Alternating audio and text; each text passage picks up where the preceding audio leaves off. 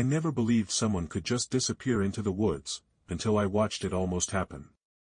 We'd done this trip 5 years in a row, every March, me, Ryan, and the twins, Kyle and Jesse. Spring camp in the Pike National Forest. We liked the cold, the privacy, the way the trees still held patches of snow like forgotten memories. This year felt different from the start.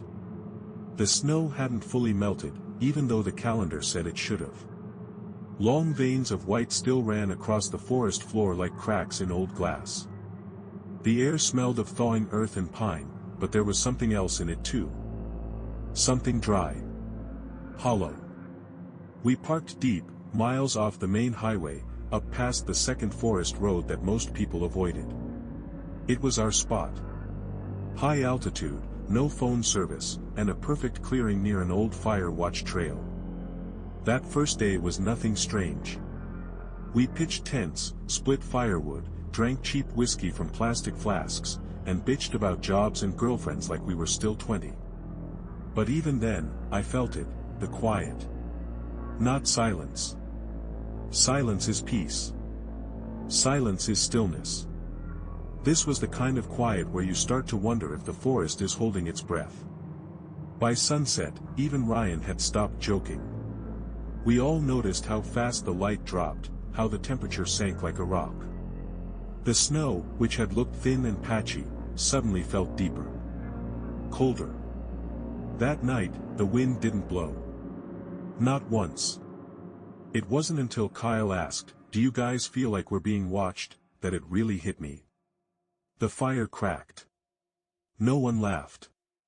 We all looked past the firelight, past the tents, into the dark where the trees stood like sentinels. Ryan tried to brush it off, just a mountain lion or something. But he didn't believe it. You could see it in his jaw, the way it clenched like he was holding back something worse. I didn't sleep much that night.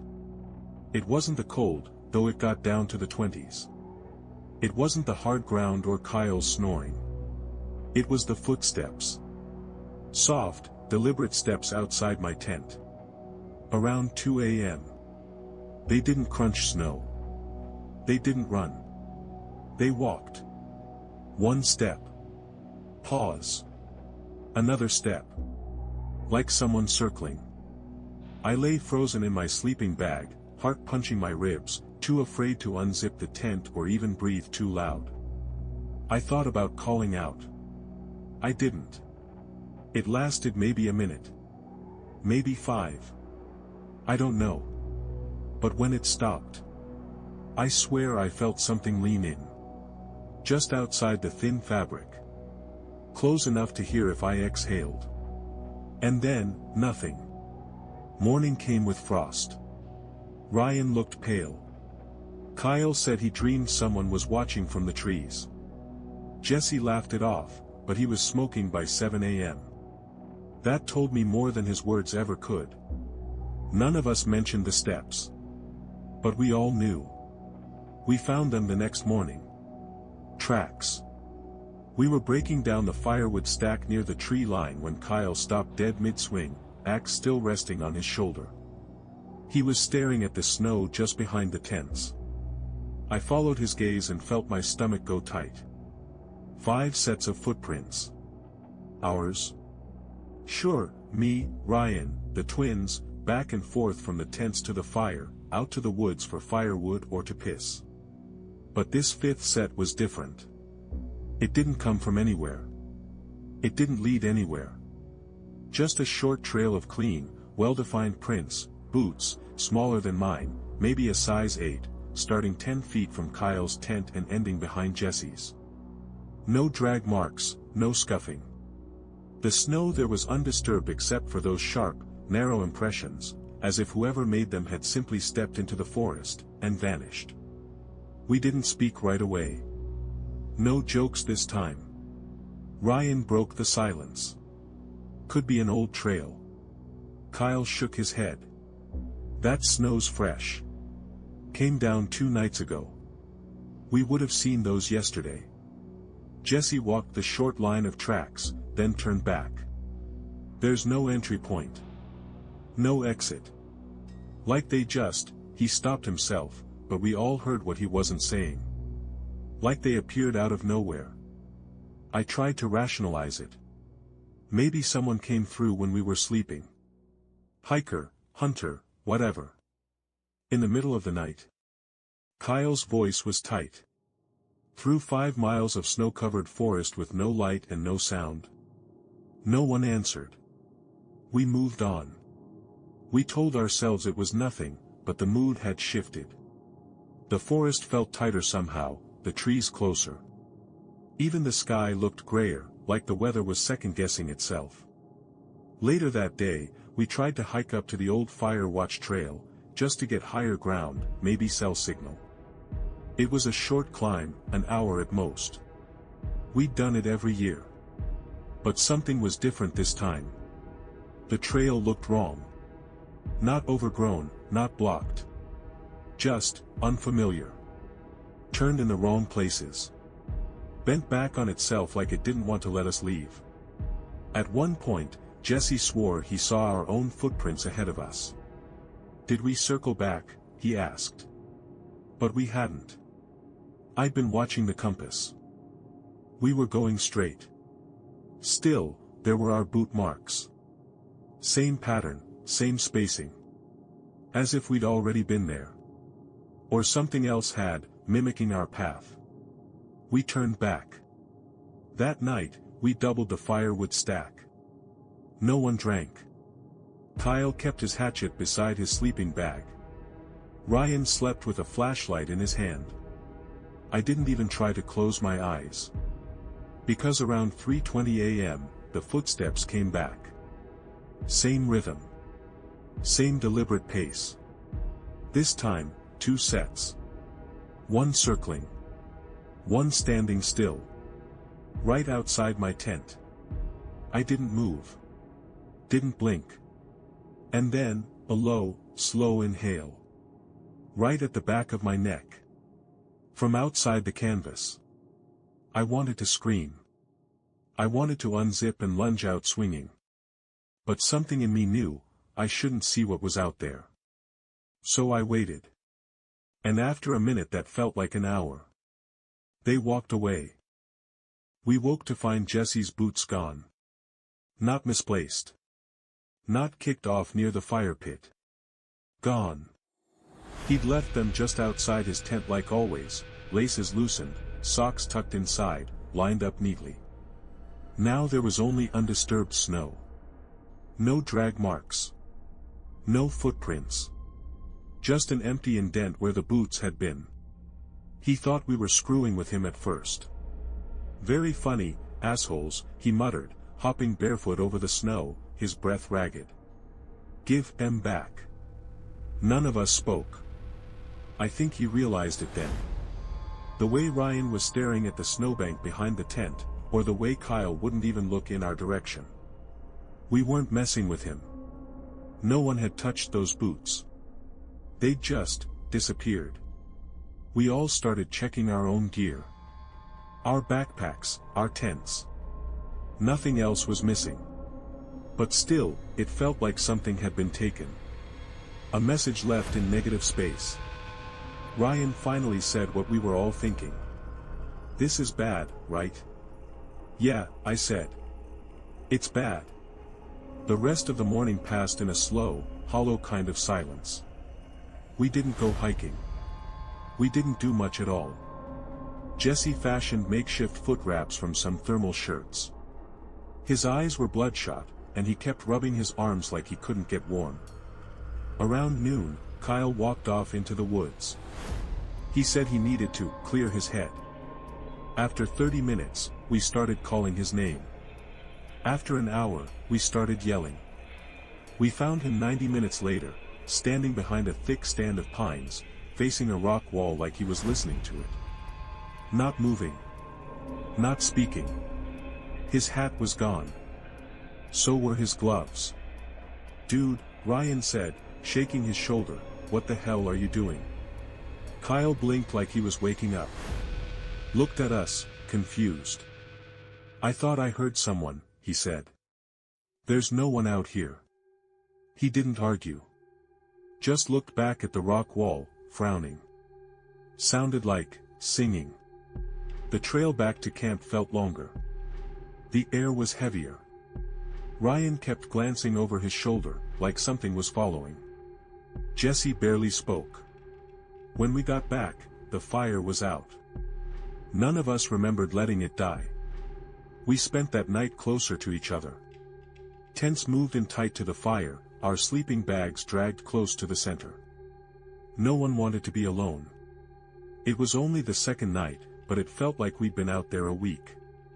That was the night the whistling started. Faint at first. From deep in the trees. 3 notes. Rising. Pausing. Then again. And again. None of us moved. It wasn't random. It wasn't wind. It was a tune. Played slow. Patient. Like whoever, or whatever, was out there wanted us to know it could wait. We sat around the fire, not speaking, letting the flames snap and spit while that slow, whistling tune floated just beyond the tree line. None of us wanted to be the one to ask the question, but Jesse finally did. "You guys hear that too, right?" We nodded. It had shifted now, closer. But not louder. Like the source had moved 10 feet forward, then stopped. Holding position. We took turns scanning the woods with our flashlights. The beams hit nothing but white bark and falling snowflakes, but that only made it worse. The more we didn't see, the more our minds filled the blanks with something worse. Ryan finally snapped. He stood up, hand clenched tight around the flashlight, and shouted into the dark. "Hey! You're not funny, asshole. We're armed, you get that?" The whistle stopped. Silence rolled back in like a cold tide. Then a whisper. Not a voice. Not language. Just the unmistakable texture of breath in the trees. Like someone was standing just out of reach, whispering behind their teeth. You couldn't hear words, you could only feel them. Jesse dropped his stick. Kyle started rocking slightly, arms crossed, eyes fixed on the dark. "We need to leave," he said. "Tonight." "No way," Ryan said. "We're not hiking 5 miles through snow in the dark. We wait for first light." "Something's out there, man," Kyle hissed. "Something that doesn't want us here." And that was the thing none of us wanted to admit. Whatever was watching us, it wasn't just there. It was aware. That night, I kept my knife unsheathed beside my bag. No one slept. Every branch crack felt like it was inside my ear. At one point, around 4 a.m., I saw something move between the trees, just a flicker of white on white, like a shape gliding where no path was. No noise. No crunch. Just presence. And then, just before dawn, a sound that didn't belong. Laughter. A child's laugh. Clear. Light. Right behind my tent. I froze. Every nerve in my body told me not to move. It only lasted a second, 2 notes of a giggle, but it hit like a hammer to the gut. When morning came, Jesse was gone. Just gone. His sleeping bag still there, half-zipped. His flashlight. Dead, still clutched in his frozen hand. But no Jesse. Tracks led away from camp. But not human ones. They were deep. Spaced too far apart for walking. No toe marks. Just long impressions, dragging lines between them. Like someone was being pulled. We followed them for 20 minutes before the tracks just stopped. No sign of Jesse. No sign of struggle. Just forest. Snow. And that creeping quiet again. The kind that hums behind your ears when the world around you is holding a secret. We hiked back to camp in silence. No one said Jesse's name. It felt wrong. Like if we said it out loud, it would confirm something we weren't ready to accept. That he wasn't just missing. He was gone. Ryan kept looking behind us, his jaw tight, his face gray like stone. Kyle had stopped talking entirely. He walked with his arms tight to his body, his eyes distant. Like he was listening to something we couldn't hear. The fire was dead when we returned, though we'd left it burning. And near the edge of camp, pressed into the snow, were two long handprints. Not boot prints. Not paws. Hands. They were too large to be Kyle's, and too long. The fingers were unnaturally thin, almost double-jointed in how they curved. And the depth, whatever made them, was heavy. They led nowhere. Just two palms, pressed into the snow, as if something had crouched there and watched. Ryan threw up behind his tent. That was when I knew we weren't dealing with a person. No human moves without leaving tracks. No human sits like that. I tried to radio for help using the emergency transceiver we kept for backcountry trips. Static. Not even background hiss. Just void. Kyle started talking to himself around noon. Quiet muttering under his breath, like he was repeating something over and over. When I leaned in, I could barely make it out. It wants him. It wants him back. It wants him back. Who, Kyle? I asked, though I knew. He didn't answer. We tried to pack. But the woods shifted. I know how that sounds. We tried to follow our GPS route out, but the paths weren't right. Trees stood where they hadn't before. Familiar landmarks looked wrong, mirrored. Like we were walking in a forest pretending to be our forest. Even the sky looked strange, brighter in the wrong direction, the sun behind the clouds but not where it should be. I marked the tree with my knife. A long X across the bark. We walked for an hour. Past the same tree. Same cut. Same angle. We were looping. Ryan snapped. He started screaming Jesse's name, kicking at trees, throwing rocks into the brush. Kyle and I just stood there, helpless. Hopeless. That was when we heard it again. The laughter. Not close this time. But all around us. And behind it, under it, was something else. A voice. A low, rasping mimicry of Jesse's voice. Guys. I'm here. It came from the left. Then the right. Then above. Ryan bolted.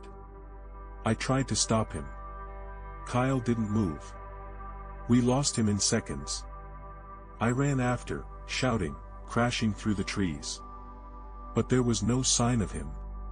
Just branches swaying like something big had just moved through. Then I saw it. 20 feet away. Still. Tall. Wrong. It stood between two pines, not quite touching the ground. Its legs were too long, but not bent. Just stretched. Its face had almost features, like a wax mask held too close to a fire. Melted. Soft. Except for the mouth. Too wide. Grinning. It didn't blink. Didn't breathe. Just stood there, tilting its head slowly as I stared like prey frozen in headlights. And then, it stepped backward. Not turned. Stepped. Backward. And disappeared between the trees. I don't remember how I got back to camp. 1 second I was staring at that thing, feeling like my blood had turned to static. The next, I was stumbling out of the trees, boots crunching the brittle snow, lungs seizing with cold air, and Kyle was there, just standing, looking at the fire like it was some ancient relic he didn't understand. He didn't ask where Ryan was. He didn't have to. The light was going again. Dusk in the woods isn't like dusk anywhere else. It bleeds in from all sides, erasing shape, turning trees into silhouettes, and snow into mirrors. You don't see nightfall. You feel it, a pressure behind the eyes. A whisper in the chest. I tried to speak. My voice cracked in my throat. I saw it, I finally managed. It's not human. Kyle didn't even blink. Just nodded slowly, like he already knew. Then said the first coherent sentence I'd heard from him in hours. It lives in the space between. He didn't explain. He didn't need to. That night was colder than the rest. Not in temperature, in presence. The wind was back, but not natural. It came in pulses. Breaths. And between them, whispering again. Not outside the tent this time. Inside. Soft. Gentle. Just behind my ear. Let go. I sat bolt upright, flashlight swinging wildly. Nothing. Just the wall of the tent, my breath clouding in front of me. I turned to Kyle's side of the tent. Empty. His sleeping bag was zipped open. His boots gone. This time I didn't wait. I tore through the flap, yelling his name, scanning the woods. But there were no tracks. Only one thing in the snow, carved with a finger, shallow and shaking. I traded my voice for silence. I couldn't think. My head felt packed with fog. I tried to scream, but my throat locked. No tears. No rage. Just cold acceptance. Like the forest was folding around me and there was no way out. But then I remembered the flare. Emergency protocol. I fumbled through my pack, hands numb, grabbed it with shaking fingers, and fired. Red light tore into the sky, casting the trees in blood. And in that red, I saw them. Dozens of them. Figures. Tall. Still. All watching. Standing just past the firelight. Their faces blank, waxy. Some broken. Some too long. All almost human. And one of them wore Jesse's jacket. Not moving. Just standing. As if waiting for me to understand. I collapsed next to the fire, flare still glowing in my hand, tears finally sliding down my cheeks. I don't know how long I sat there. Eventually, the figures faded back into the trees. But not before one of them, the first one, the grinning one, lifted a hand.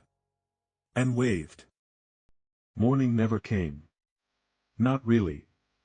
The sun tried to rise, but the light it brought was colorless, like someone drained the world of contrast. The snow looked gray, the sky a dull ash. My watch said 7:42 a.m., but it could have been midnight. It didn't matter anymore. There was no sound in the forest. No birds. No wind. No life. Just me. And that unbearable quiet. I tried to walk. North, I thought. Or maybe west. I wasn't thinking clearly, but I moved. Every few steps I marked a tree with my knife, but even that felt meaningless. I was just carving panic into bark. Trying to leave fingerprints in a place that didn't want to remember me. After maybe an hour, I found the fire tower. We'd passed it every year. A rusted old skeleton of wood and wire that had long since stopped being safe to climb. But this time, something had changed. There was light inside. A faint flicker. Like candlelight. I didn't want to go closer. I didn't want to know what was in there. But my legs betrayed me, carrying me forward one slow step at a time, crunching snow that no longer melted beneath my feet. Inside, the tower was wrong. Not just decayed, but occupied. The floor was covered in bones. Small ones. Dozens. Arranged in spirals, patterns, language. And above them, pinned to the wooden slats of the far wall, was a jacket. Ryan's. It was torn. Stained. Stuffed inside the left pocket, neatly folded, was a page from his journal. I unfolded it with shaking hands. It read. You were right. It wasn't watching us.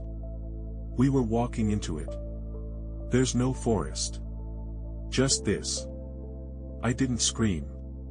I couldn't. I just stood there, letting the candle flicker against the old glass, and for a second, just one terrible second, I understood. We'd never left the first night. The loop hadn't started after Jesse disappeared. It had always been. We'd camped inside something's territory. A place that wasn't a place. A shape with no edges. A hunger-wearing forest skin. And we'd fed it. With fear. With memory. With each step deeper into nothing. I turned to leave, but the doorway was gone. Just wall. Wood. Nails. No exit. That's when I heard it again. That same slow whistle. But now it was inside my skull. The candle blew out. Not with a gust, there was no air in that tower anymore. Just thick, pressing stillness. Like the inside of a sealed box buried too deep. I stared at the place where the door used to be, and it hit me. There were no exits. There never had been. Not just in the tower. In the forest. Whatever this thing was, it didn't need walls or locks. It bent space the way fire bends paper. It folded reality. And I was just one more crease in the map. I think I lost time after that. There are blank spots. Things I can't piece together in any logical way. I remember standing at the window, but I don't remember walking there. I remember the trees moving, but the wind was gone. I remember seeing myself. Not a reflection. Not a hallucination. Another me, standing below the tower, looking up. Same jacket. Same torn glove. Same scar on the cheek. He raised a hand. I raised mine. But he didn't copy me. He was ahead of me. Like he knew what I was going to do before I did it. Then he turned. And walked away. I chased after him. I don't know how I got out of the tower, or how far I ran. But the next thing I remember, I was back at the clearing. Our camp. It was still there. Untouched. Tents. Fire pit. Packs. Wood stack. Even Jesse's boots. Like we'd never set foot in it. Like the last 3 days had never happened. Except. There was only one set of tracks in the snow now. Mine. I should have run. But I didn't. Because there, beside the fire pit, carved into the snow as carefully as a letter pressed into wet cement, was a sentence. My sentence. It will let you leave, but not alone. And suddenly I understood the shape of the trap. It never wanted to keep all of us. Not really. It needed one of us to get out. To carry it. Like a seed under the tongue. Like a virus in the eyes. I walked. Numb. Past the tents. Past the trees. Until the world stopped feeling like a maze and started feeling like a memory. Somewhere along the way, my phone lit up. Signal bars. Just one. Enough. I called for help. Search and rescue found me 2 hours later, wandering along a service road, frostbitten and raving. They said I was the only registered camper in that area. Said there were no signs of anyone else. No tents. No gear. No footprints but mine. They kept me for observation at the hospital for 3 days. I told them what happened, but not everything. I left out the parts with the voices. The mirror version of me.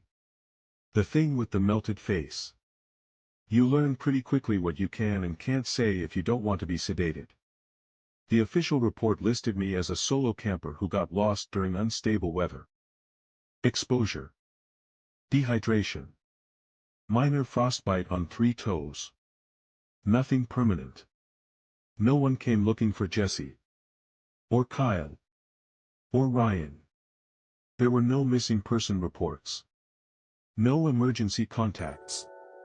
I even hired a private investigator 2 months later, paid out of pocket, told him I thought some friends had gone off-grid. He found nothing. No digital trail.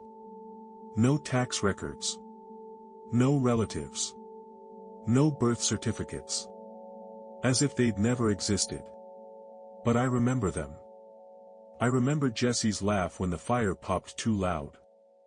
I remember Kyle's half-worn Denver Broncos hat. I remember Ryan yelling into the dark, pretending to be braver than he was. I remember. That's the worst part. Because it means it worked. The forest didn't just take them. It erased them. All except for me. Like I was chosen to hold the record. To bear the scar. And some nights, when I'm too tired to think straight, I almost convince myself it didn't happen. That it was just trauma, isolation, a trick of the freezing mind. But then, I hear it again. That same three-note whistle. Low. Deliberate. Coming from the tree line behind my apartment. And when I look out the window, there's always something just beyond the streetlight. Not moving. Not close. Just watching. I moved 3 times in the past year. Different cities. Different states. I told myself I was chasing jobs, opportunities, fresh starts. But really, I was running from something I couldn't name without sounding insane. Every time I unpacked, I promised, this will be the last place. This time, it won't find me. But it's not about place. It never was. Because it didn't come from the forest. The forest was just a door. And whatever was waiting behind it, I let it in. Little signs, at first. Flickering lights. My phone alarm going off at 3:20 a.m., the exact time I heard that whisper the second night in the tent. Always 3:20. Never set by me. Then it got bolder. Whispers through the static when I made a call. Footsteps in the hallway outside my apartment when I lived alone in a secured building. My reflection smiling a second longer than I did. Once, I left the TV on in the background, some old sitcom rerun, and heard, buried under the laugh track, 3 soft notes. Whistled. Just once. I turned the TV off. But the sound kept going. I sleep with the lights on now. Haven't camped since. Sometimes I see people on the street and wonder if they've been where I was. Their eyes linger too long. Their walk doesn't match their shadow. Their smiles curve just a little too far. I wonder how many of us made it out. I wonder how many of us are carrying pieces of it, like smuggled bones under our skin. Here's the part one never tell anyone. I still hear their voices. Not echoes. Not memories. Voices. Jesse, in my dream, saying, "You left us." Ryan whispering, "It chose you." And Kyle. Kyle doesn't speak. He just stares. Mouth open. Like he's waiting for me to understand something terrible. Some mornings, I wake up with pine needles in my bed. Snow melt on the window, though it hasn't snowed in weeks. The faint smell of burned cedar in my clothes. One day I'll go back. I know that. Not to rescue anyone. That chance is long gone. But because it wants me to. Because whatever it is, it's patient. And when it calls again, it won't need to whisper. It'll speak through me. In my voice. To someone else, alone in the woods. And the story will begin again. Thanks for watching. If you want to see more stories, like and subscribe to the channel.